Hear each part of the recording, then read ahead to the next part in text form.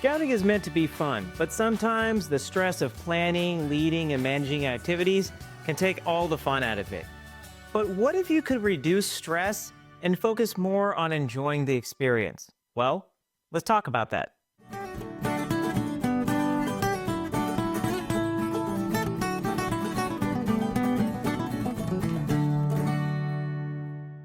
If you're new to this channel, we're on a mission to inspire and inform new scouting parents and adult leaders. Today, we're going to talk about some of the most common stress factors and some recommendations to mitigate that stress. And to start, we're going to make sure that we make Simon Sinek happy, and we're going to start with why. So why does reducing stress matter in a scouting program? Reducing stress helps leaders, parents, and scouts enjoy the program more. I'm not going to go super in-depth on the why, because I'm sure you already know why reducing stress makes your life that much better. However, in the event you need a little bit of a refresher, I'm going to give you two main reasons. Number one is to make your experience more enjoyable. As an adult leader, you put so much effort into your scouting program. However, once that effort begins to feel more like a second job, you're on the road to Burnout City. Message! Number two is your kids. Our kids mirror our energy, and that includes stress. If you are stressed, your kids are stressed, and that makes the whole scouting experience completely unenjoyable. So with Simon Sinek appeased, let's get into identifying the most common scout-related stressors.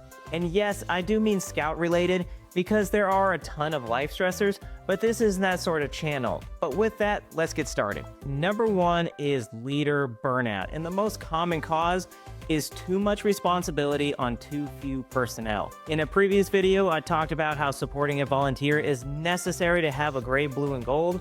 The same principle applies here. If you take a look around and the same people are volunteering or running every single event that you host, you are setting the stage for leader burnout. This is especially true if the leader is starting to take on responsibilities outside the unit, such as like district committee member, unit commissioner, or stellar scouting YouTuber. You are not funny. Whatever the responsibilities are, they eventually build up over time, and this can cause the burnout that you want to avoid. Number two is going to be disorganized planning. The most common cause is going to be unclear roles, expectations, and procrastination. I am a procrastinator, and I really have to set checkpoints to ensure that I'm meeting my clear goals, just as I talk about in this video here. The most common theme discussed on this channel is planning, but the last-minute planning is not ideal. I'll admit, I've been guilty of last-minute and disorganized planning, and it's usually because I underestimated the commitment for the task or the event. There's also like the unforeseen issues and snags that come with any sort of project or event that you host. Just know that these are completely normal and that you are not failing. I mean, you may benefit from some reflection afterwards like I talk about in this video here, but as long as you're doing your best, that's all that we can ask for. Number three is an overpacked schedule. And the most common cause is an overzealous leader. I mean, I love scouting, which should be very apparent from the stellar YouTube channel you should totally subscribe to, but I can't do scouting every single weekend. We all require days off for family events, chores, and just those things that take precedence over scouting. If you are planning your annual schedule shortly after watching this video, please do yourself a favor and leave some weekends open. Trust me, your scouting parents and your other adult leaders will thank you for it. And that helps out with number four, parent and scout conflicts. The most common cause is unmanaged expectations or poor communication.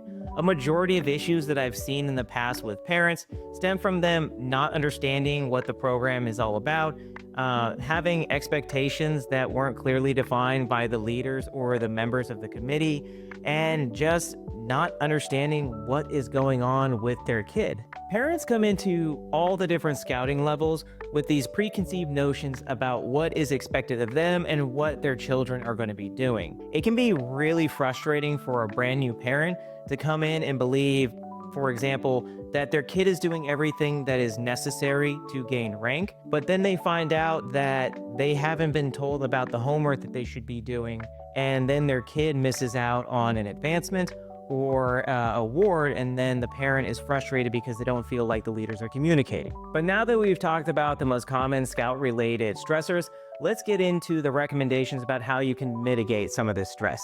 So the first recommendation is going to be delegate responsibilities. And I know that that can be hard for certain individuals because they have this idealistic expectation and want everything to be perfect. Trust me when I say that you need to be delegating some of these responsibilities to other adults and other leaders. One, it's going to get stress off of you. And two, it's going to help grow those people to where they can be more reliable and you can start delegating more things. Message. Many hands make light work is a common trope that's thrown around everywhere. And it really does make sense and it really does help out our scouting leaders. So other recommendations are to utilize your assistant leaders, your assistant den leader, your assistant cub master, or your assistant scout master if you happen to be in Scouts BSA. Also, don't be afraid to engage with parents and ask them, hey, do you want to help me out with this? Or can you utilize a certain skill that you have? The final one is to use senior scouts. If you're in Cub Scouts and you don't have a den chief, look into getting a den chief because the Scouts BSA scouts, they do need some leadership opportunities, and having them come back to the Cub Scout pack to serve as a mentor and example to the younger scouts is a great way for them to gain that leadership experience and for your kids to see what they're kind of striving for. Also, if you can, set up committees for specific tasks. Think about like your fundraising opportunities, like selling popcorn, or each time you're going to go camping in Cub Scouts that you have a different person running that camping event, or usually like the blue and gold like I talked about in one of my other videos. If you have a committee set up for this and you assign a specific project manager or person who's in charge of that, like you're going to have a better time. Number 2 is plan ahead. I know I'm talking about planning again on this channel, but really it is that important. You need to create an annual plan and you need to input that plan into a calendar. Whether it is a Google Calendar, like an Apple Calendar, or just a paper calendar like I talk about in some of my other videos, having a paper calendar that you can hand over to your parents is going to help you out a lot. That way they are keeping track and you are keeping track of it and you can kind of plan ahead, and that reduces the stress that you're going to encounter. Also, keep a backup plan for bad weather and cancellation. Like a minute ago, I just talked about how you don't want to shove a scouting event onto every single weekend, and having some weekends available for a cancellation and a reschedule is going to help reduce stress. Because if you put a lot of effort to something at the end of March and you have to go ahead and cancel it, and you look at the first week of April and you guys don't have anything planned and the parents are okay with shifting the camp out or whatever event is planned for that day to that weekend, you are going to alleviate some stress and a lot of wasted time and energy. Which brings us to number 3, which is the focus on quality over quantity. You want to prioritize meaningful events over a packed schedule. I've already kind of said this and I don't really want to reiterate it, but you don't want to pack every single weekend with a scouting event because you want to have some additional free time. You want to schedule those downtimes between major events so people have a chance to kind of refresh, recycle, and also be able to check their gear like I'm going to talk about in a future video. Also, you want to avoid unnecessary activity that just adds stress to the event with little value.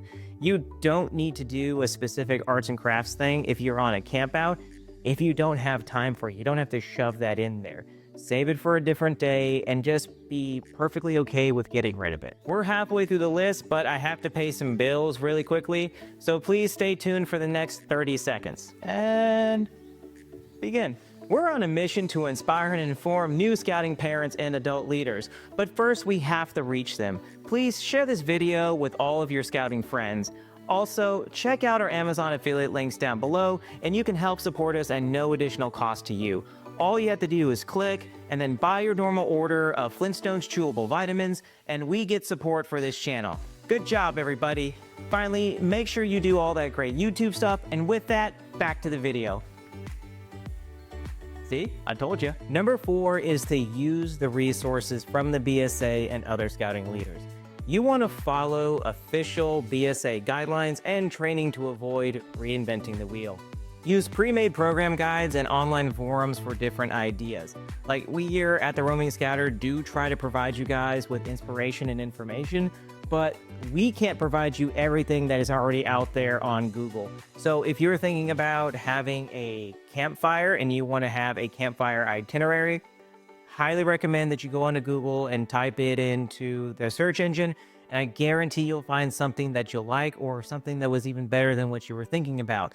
Then you get to modify it and it meets your expectations. Also, if you're looking for great information and resources, make sure that you're attending Roundtable that should be occurring once a month within your district, or you should be going to the University of Scouting like I talk about in this video here. These places are great to meet other scouters and to kind of bounce ideas off of one another. Like, you'll be able to find all sorts of different ideas for programs and for events. Number 5 is going to be improved communication. I say this wholeheartedly that you cannot over communicate enough with parents.